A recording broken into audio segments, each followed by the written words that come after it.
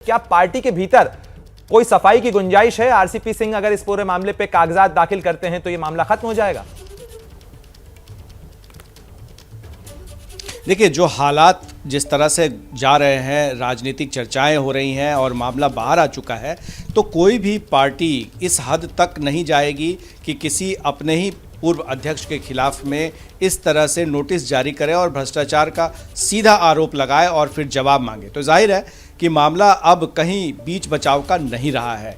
ऐसे में ये देखना होगा कि आरसीपी सिंह का क्या रुख होता है। जैसा कि उनके समर्थक बता रहे थे और हम सुन रहे थे कि किस तरीके से वो पार्टी का अंदरूनी मामला ज़रूर बता रहे हैं, लेकिन एक महत्वपूर्ण बात उन्होंने कही और उन्होंने कहा कि सरकार है, सरकार के पास तंत्र है और अगर कहीं भ्रष्टाचार से कोई संपत्ति अर्जित की गई है तो उसकी जांच वो करा सकते हैं। तो इसमें पार्टी का कहा है, पार्टी तो कोई एजेंसी है नहीं, पार्टी भी किसी सरकार को ही देगी, दस्तावेज देगी या कुछ भी होगा। तो ऐसे में एक तरह से उन्होंने स्पष्ट कर दिया है कि पार्टी चाहे तो जो करे उनके साथ में, लेकिन वो सफाई नहीं देने वाले हैं, क्योंकि ये सारा कुछ इसीलिए किया जा रहा है कि अगर सफाई भी अगर वो देते हैं तो भी उन पर कार्रवाई करने का अगर पार्टी ने मन बना लिया है तो वो कार्रवाई होकर रहेगी। ऐसे में अब ये देखना होगा कि क्या आरसीपी सिंह खुद सामने आते हैं, जो उनके ऊपर आरोप लग रहे हैं उस पर वो कुछ कहते हैं। ये सब कोई देखना चाहता है और हमारे सहयोगी मुस्तफ़ापुर जो गांव है नालंदा में, वहाँ पर वो मौजूद है। लेकिन आप जो मैं तभी बता रहा था, बीच में अलग बातें हो गई कि आरसीपी सिंह और नीतीश कुमार के जो बीच नज़दीकियाँ थी वो किस कदर थी जी। आखिर ऐसा क्या हुआ कि दोनों के बीच में इस तरह से दूरी बढ़ गई कि अब वो एक दूसरे से मिलना जुलना तो दूर, एक दूसरे का नाम भी सुनना नहीं पसंद करते। कई ऐसे बयान आरसीपी सिंह के आए जिसमें उनसे कहा गया कि आप तो नीतीश कुमार के हनुमान हैं। उन्होंने कहा मैं किसी का हनुमान नहीं हूँ।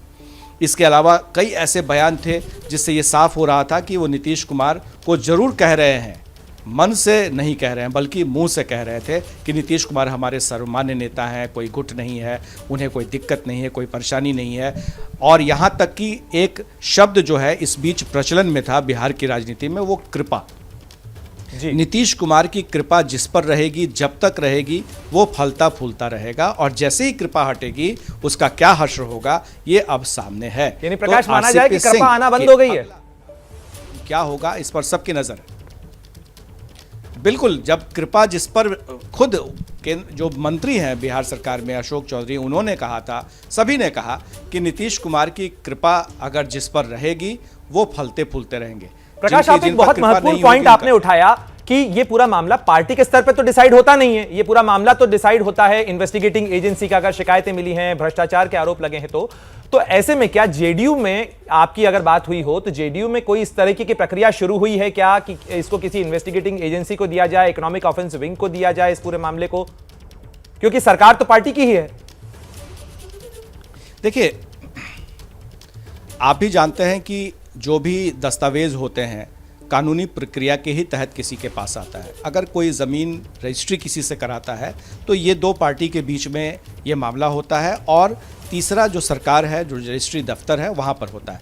तो अगर इस सिर्फ ज़मीन के कागजात के बारे में बात करें तो ज़मीन का कागजात बाहर आया है।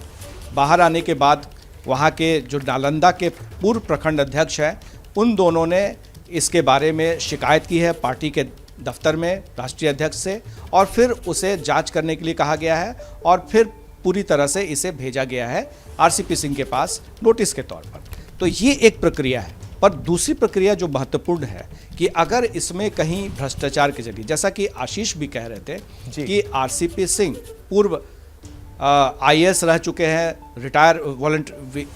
उन्होंने वॉलंटरी रिटायरमेंट लिया था और रिटायरमेंट लेने के बाद ही वो इस पे आए थे, पॉलिटिक्स में आए थे, राज्यसभा सांसद बने थे। तो उनके पास इतना पैसा था कि वो अपनी बेटियों के नाम पे, क्योंकि आरसीपी सिंह की 2 बेटी हैं सिर्फ, तो जाहिर है कि ये देखना होगा कि ये जो संपत्ति अर्जित हुई है क्या वो आय से अधिक का मामला बनता है, तब तो फिर इनकम टैक्स, ईडी, तमाम चीज़ें आ जाएंगी।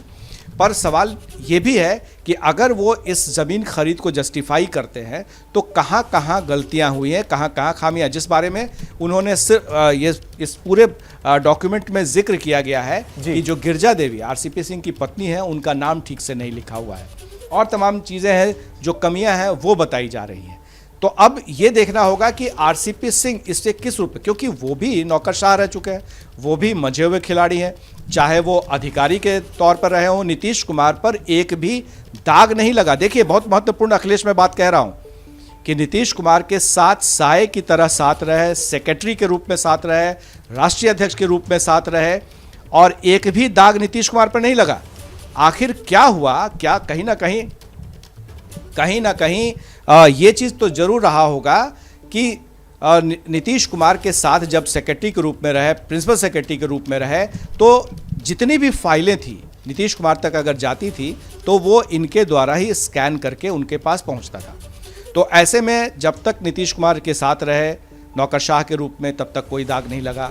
और अब जब पूर्व अध्यक्ष हो गए, तब जो सामने जो बातें लाई जा रही हैं, जमीन के मामले के जो सामने आ रहे हैं, तो इस पर भी कहीं ना कहीं उनकी तैयारी तो होगी ही। अब वो कहाँ पर और कब कैसे वो सफाई पेश करेंगे, क्या पार्टी। और एक और महत्वपूर्ण बात है प्रणय, कि ये जो दस्तावेज में आप सिग्नेचर देख रहे हैं जी, उमेश सिंह कुशवाहा का, ये उमेश सिंह कुशवाहा प्रदेश अध्यक्ष कौन है? ये वही हैं जिन्हें आरसीपी सिंह जब राष्ट्रीय अध्यक्ष थे तब उन्होंने बनाया था। जैसे ही आरसीपी सिंह और नीतीश कुमार के बीच में दूरियां बढ़ने लगी, उसके बाद से पार्टी के नेताओं ने इनके साथ जितने भी नेता जुड़े हुए थे उन्हें एक एक कर अलग करना शुरू कर दिया। बहुत सारे नेता, जिसमें अभय कुशवाहा, अंजनी कुमार सिंह और तमाम ऐसे नेता हैं जिनके नाम हैं जो कि उनके साथ लगातार बने हुए थे, वो लोग जेडीयू में मुख्य धारा में आ गए आरसीपी सिंह को छोड़ करके। अभी भी बहुत सारे ऐसे नेता हैं जो आरसीपी सिंह के साथ हैं, जैसा कि आपने आशीष को सुना।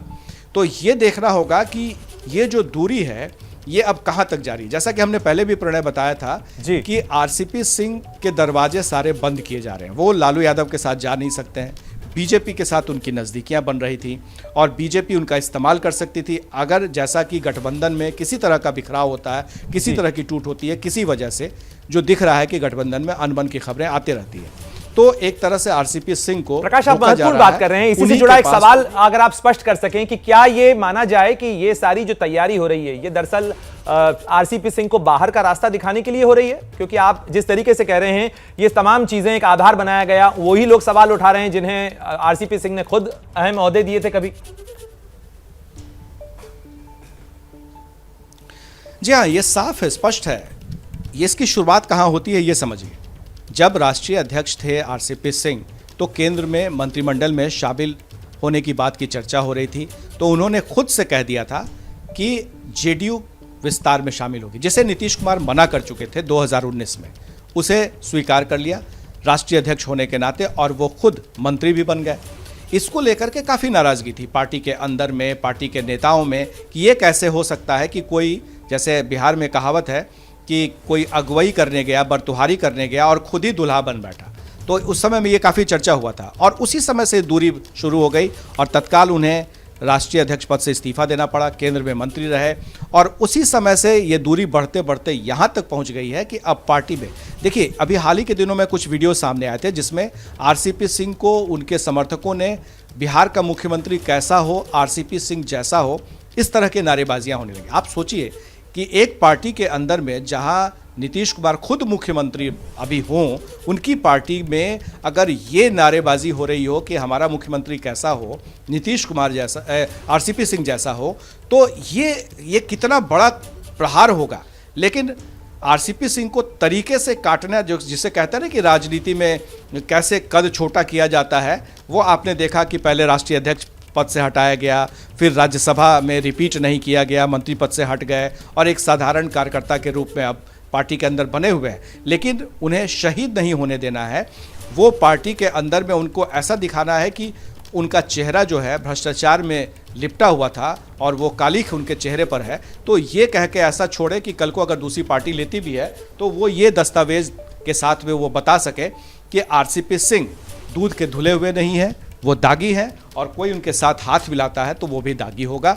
ये जो पूरा प्लॉट है ये सामने दिख रहा है। तो आरसीपी सिंह का कद छोटा होना, अब उनके खिलाफ में कार्रवाई आगे बढ़ना, ये तमाम चीज़ें जो है एक कर एक के बाद ये यहाँ तक बातें पहुँच गई है। अब महत्वपूर्ण ये देखना है कि आरसीपी सिंह क्या पलटवार करते हैं या फिर आरसीपी सिंह इस पर किसी तरह की प्रतिक्रिया देते हैं, सफाई पेश करते हैं, ये महत्वपूर्ण होगा। लेकिन ये भी एक मैं बता दूं प्रणय जी कि आरसीपी सिंह के पास भी कुछ ऐसी सारी बातें हैं जिसका वो खुलासा धीरे धीरे करेंगे और दोनों ओर से राजनीतियां होती रहेंगी। प्रणय जी प्रकाश, सवाल इस चीज को लेकर भी है कि इस पूरे मामले के अंदर महागठबंधन से नजदीकी क्या बढ़ रही है?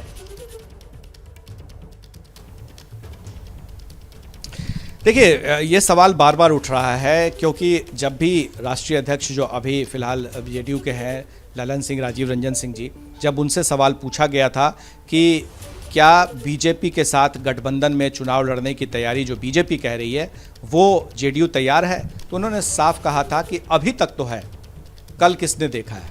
तो ये जो दो लाइन है ये साफ बताता है कि बीजेपी और जेडीयू के बीच में बहुत सारे मतभेद हैं और उन मतभेदों को पूरा कर पाना, क्या बीजेपी और जेडीयू के नेताओं के बीच में संवाद है?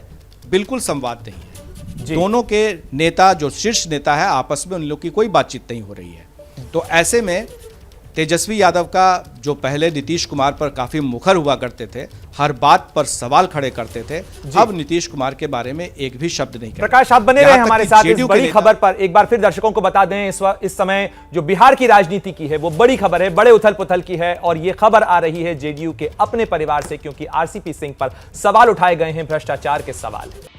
ये हैं शर्मा जी, जो रात का खाना और देश दुनिया की सुर्खियां दोनों लेते हैं सुमित अवस्थी के साथ। अब ये हैं इनके पड़ोसी बनर्जी साहब। मिष्टी दोई खाते खाते पूरा बंगाल जान लेते हैं सुमन दे के साथ। इनकी तरह आप भी देखें अपने फेवरेट न्यूज एंकर को एक ही ऐप पर और डाउनलोड कीजिए एबीपी लाइव ऐप अपने स्मार्ट टीवी पर।